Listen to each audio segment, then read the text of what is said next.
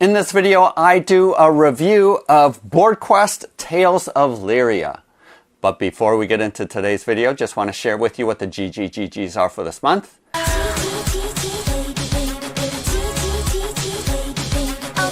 Each month, Bob the Beholder picks some of my Patreon supporters to receive gratitude gifts.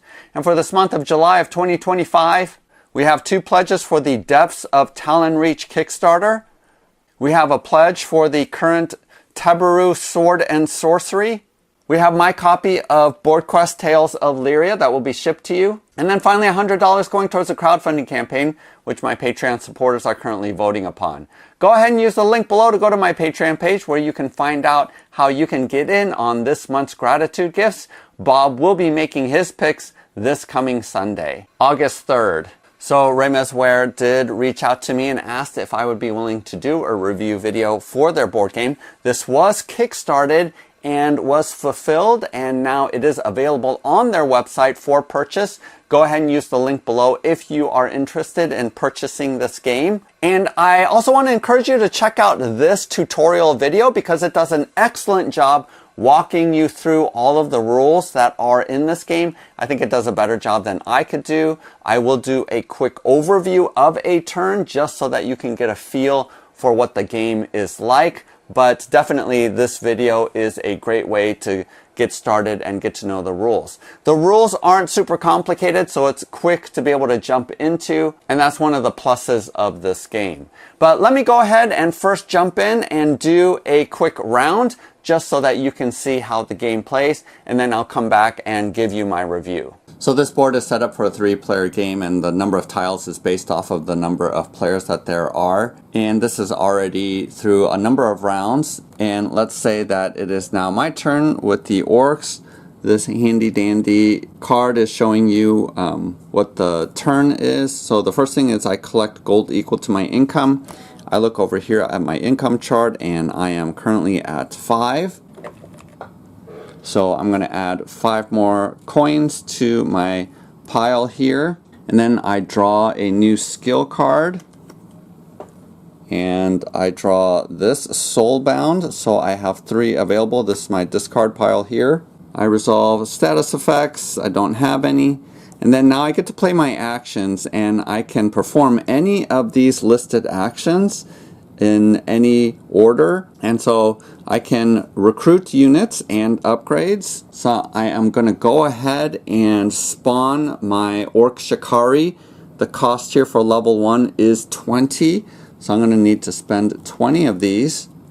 And we'll be able to spawn my Orc Shikari. And it has to be spawned on one of my forts that I've captured. I'm going to go ahead and spawn her here on this fort. And I can consume, sell, or buy, exchange items. Not going to do that.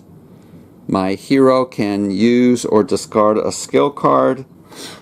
And because you pretty much want to burn through your skill cards, either discard one every round, or in this case, I'm going to go ahead and use Thunder Grasp. I need to spend 6 mana. And right now, my hero is level 3 based off of the XP tracker here. And level 3, my amount of mana that I am able to spend each round is 10. This goes away, this doesn't pile up, and so you either use it or you lose it. So I'm going to go ahead and stun and deal 2 damage to enemy within range 2 with a successful roll. So I have to roll. Now my attack value for level 3 is 21. And who I'm attacking is this ice turtle.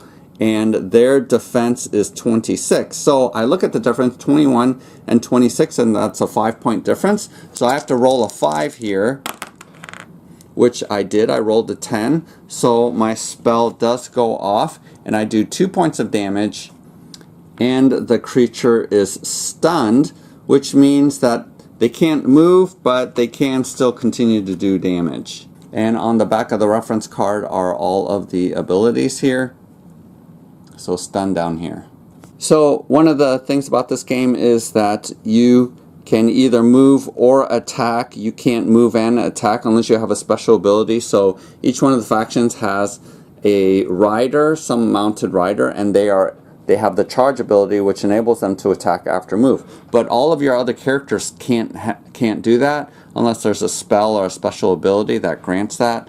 So when you move in a turn, you are typically unable to do something else. But in this case, I am going to go ahead and do my regular action to attack the turtle. And this time I'm just going to attack with my regular attack rather than casting a spell with the spell card.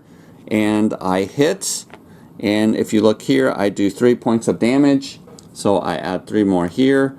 The total hit points is 12. And then even though my Orc Shikari did spawn this round, they still get a turn. So she has an ability called Arc Shot, which is shooting over a tile. Normally you can't shoot through other figures because they would be blocking, but because of Arc Shot, she's able to go over. So we're going to go ahead and roll for her, and her attack is 19. So 26 minus 19 is 7. I need a 7 to hit, which I don't hit. I only got a 4, so she missed. And then what I'm going to do here with my Orc Rider is they are able to move, one of the few that are able to move and attack the same round. So I'll go ahead and roll for him. His attack is 19, so also needs a 7 and hits, and damage is going to be 2 more. So 2 more damage goes there. And then finally my Orc Warrior, which I did upgrade up to 2 by paying 10 more from the spawn cost of 20. So you just split the difference there, so it says 30 for level 2. So I have to pay 10 more to level him up to 2, and it just improves the stats here. And so now the attack is 22. But I'm not attacking because I want to use its entire turn, and I forego all of my actions in order to capture this fort and turn it into mine. And that grants me various bonuses. So if you look here, if I'm standing on a fort, I get a +2 to my defense. And you'll notice here on a lot of the tiles that they give bonuses or minuses. So for example, if you're standing in a water tile, you will get a -2 to your defense, but you are immune to any flame effects. In the trees, you can't do any ranged attacks into trees. Again, unless you are like elves, you have special abilities that let you shoot out of trees. And then mountains here will give you a +1 to your defense and a +1 to your attack when you are standing in this spot. And then all of these little TP symbols means that it's rough terrain. So even if you have 2 or more movement, you have to stop whenever you enter into one of these hexes. So after everyone goes through their turn, and then the monsters have their turn, all of the monsters on the board that have been provoked, and I definitely provoked this ice turtle. So he is going to attack, and you'll notice that he has multiple enemies that he has range to and can attack because he actually is a range 2 creature.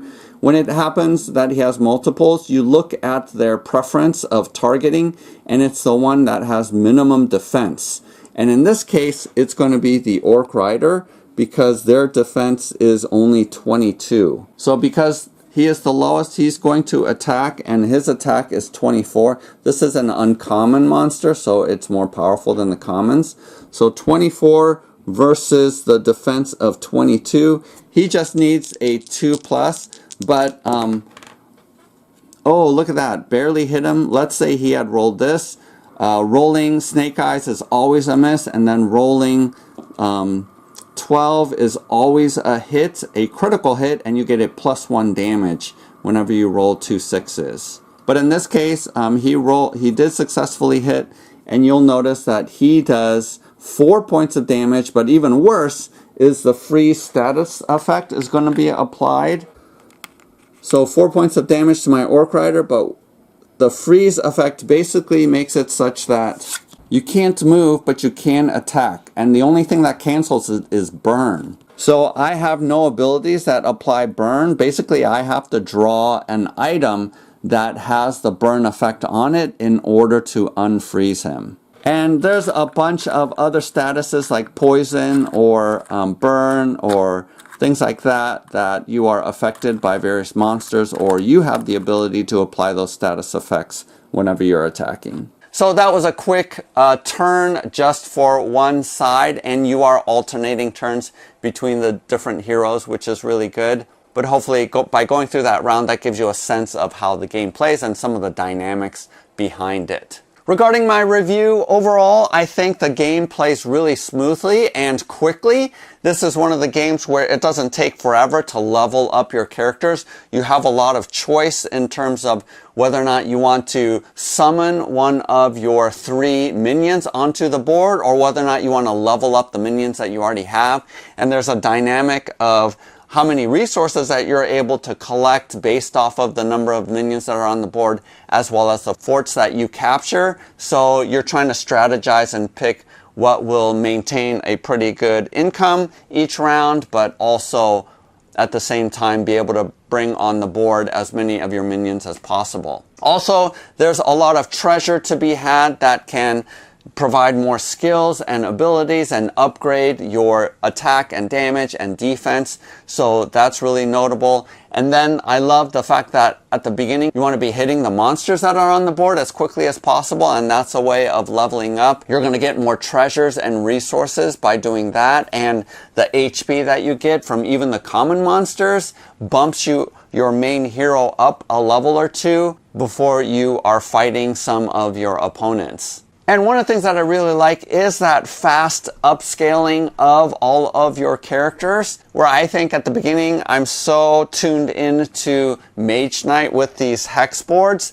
that game takes a long time to level up everybody, and it's just a brain burner. Whereas this game, things move pretty quickly. Once you get the rules down, you're going around each person taking their turns relatively quickly. Again, in a 2-player game, I think that's going to go pretty fast, and you can get a game in definitely in under an hour. But with a 3-person game that we were going through, it was still clipping along at a pretty good pace. So I really like that about this game. And the rules are relatively simple. There aren't too much complication, although I will say a minus to the game is the status effects. There's a lot of them, and it can be quite deadly. If one of your characters stacks up poison, for example, pretty much will kill him off if you are unable to heal during your next turn. Or in my case, I pretty much lost the game because I made the mistake of attacking the ice turtle that froze my hero, because even with one hit, the status effect is applied, and my hero from that point on couldn't move because I had no ability or weapon that applied fire damage, and that's the only way to get rid of that status. So a good number of the status effects are pretty painful, but I think it works because the game goes so quickly that you can just reset and play again. Relatively quick, and you are able to learn over time that you definitely should not be attacking certain monsters. Definitely not with your hero, because you don't want to get a status put on them that's going to kill them off. And that's one of the ways that you lose the game, is if your hero is killed, or another way to win is if you capture a number of forts that are on the board. So having sort of different strategies and ways of winning is pretty good. Components are pretty high quality. I think these dashboards and having the cubes work super well. The tiles are really good. And then the miniatures, I think, are resin cast, not resin printed, because I do see mold lines on them. And I do think some of them are fiddly, where you do have to glue pieces together. Like the wings, for example, a couple of the miniatures do have wings that you do have to glue on. I typically just use super glue and then a quick set onto the super glue in order to get the pieces to stick on. Because they are resin cast, they do have plenty of detail. If you're a painter, I think you would be able to paint these up relatively quickly, and there aren't a bajillion miniatures to paint, so you can get all of the monsters, as well as each faction has 4 units, including your hero, and you're able to paint those up relatively quickly. There is expansions, I think, at least in the video game portion of it, and yes, there is a Steam game that you can purchase for like $12 and you can play it online. It does include all of the expansions, so I think each of the factions gains 2 more units, if I remember correctly. I'm not 100% sure if there are the expansions available for the board game. I'll check that out after I post this video. Go ahead and go to Ramezware, their website, and you'll be able to find whatever they have available for sale. So Editor Bum here, this is an upcoming expansion that is going to be offered at GameFound. Not quite sure when the campaign is going to start, but go ahead and click the notification and you'll be notified. There's going to be an expansion and the base box will be available for sale then too. One of the frustrations that I will share about the game rules is the fact that most of your units can't move and attack. So in most games, you have two actions where you're able to move and attack. But in this game, only your mounted minion is able to move and attack. And I think there's a faction that has a spell or an ability that enables people to be able to move and get their attack off, which is pretty powerful. It's only because I'm used to other games where you get two actions that it feels a little bit frustrating for me that your hero or your minions can only just move and that's their entire action for the turn.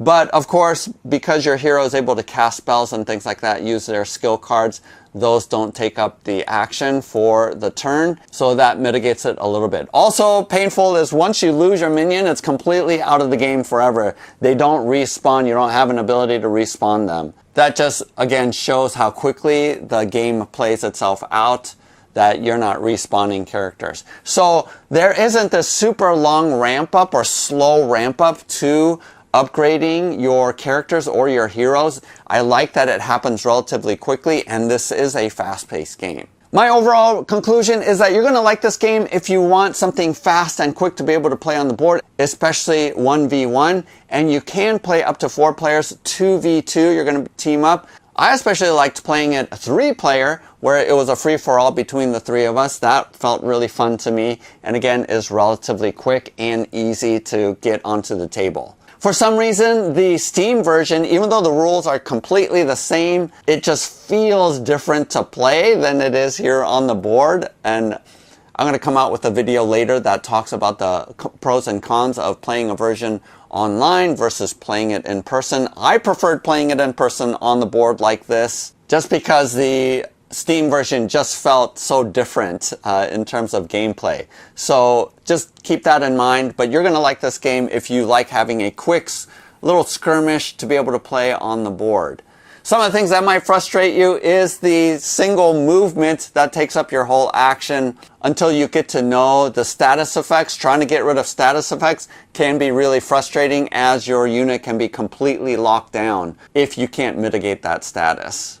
But otherwise, I think this is a pretty fun game, so I do recommend you grabbing this game if you would like a skirmish fantasy battle. Please hit the like button and subscribe, and as I mentioned, Bob is going to be making his picks where you might be chosen by Bob to receive this game, so make sure you click on that link, and it only takes $1 to become a Patreon supporter and to receive a chance of being picked by Bob. So happy gaming, we'll see you next time.